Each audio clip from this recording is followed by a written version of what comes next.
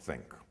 How can I make amends about an abortion that I had so many years ago?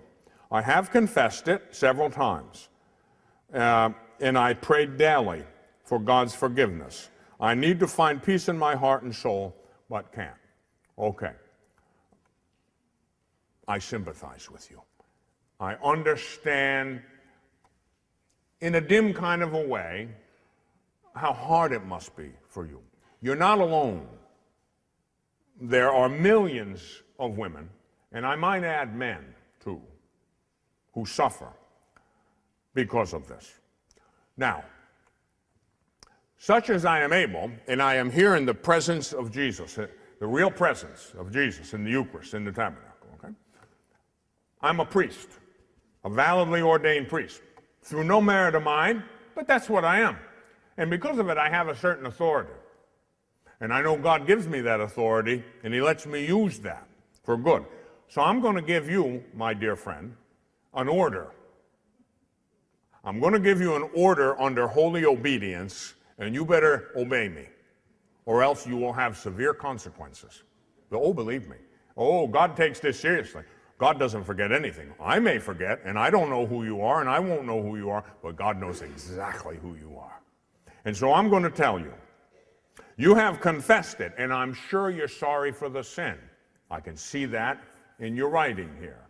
You have contrition. You've confessed it. You received absolution from it. And I'm sure the priest gave you the dispensation from the canonical penalty, which you probably didn't incur because you didn't even know there was a canonical penalty. And knowledge is required to incur a canonical penalty. Procuring an abortion results in automatic excommunication if you have knowledge. If you have knowledge of that fact. Even if you had the knowledge and you did it anyway, any priest, and he does it when he hears the confession and gives absolution, every priest has the power to do that, to grant that dispensation from the canonical penalty. Hey, you did your part, the priest did his, God did his, and now you still labor. Do you know why you are still suffering? Because the devil is holding you in bondage. That is a sin against faith. That's a sin against faith. You doubt the mercy of God. God has forgiven you. You confessed the sin. You received absolution. I'm sure you have contrition, sorrow for your sin, and I'm sure you had a firm purpose of amendment. You'd never commit that sin again, because you know better now. You've met all the requirements. Now, under obedience, I order you to let it go. When you get those feelings of guilt, give it to Jesus. Say, Lord, I give this to you. Don't give in to it. You know how you treat it? You treat it the same way you treat a temptation against purity. That comes to you. You feel guilty. You're weighed down by it. You don't know. If you didn't know before, now you do.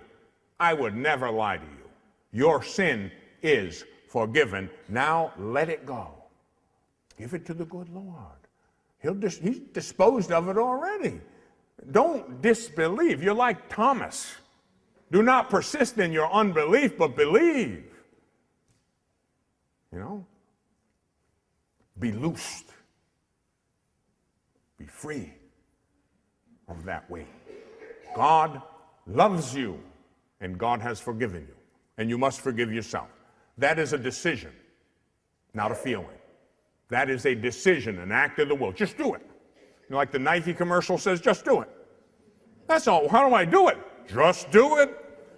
An act of the will, but I don't feel like I've done it. Don't go by feelings. You've done it. Okay.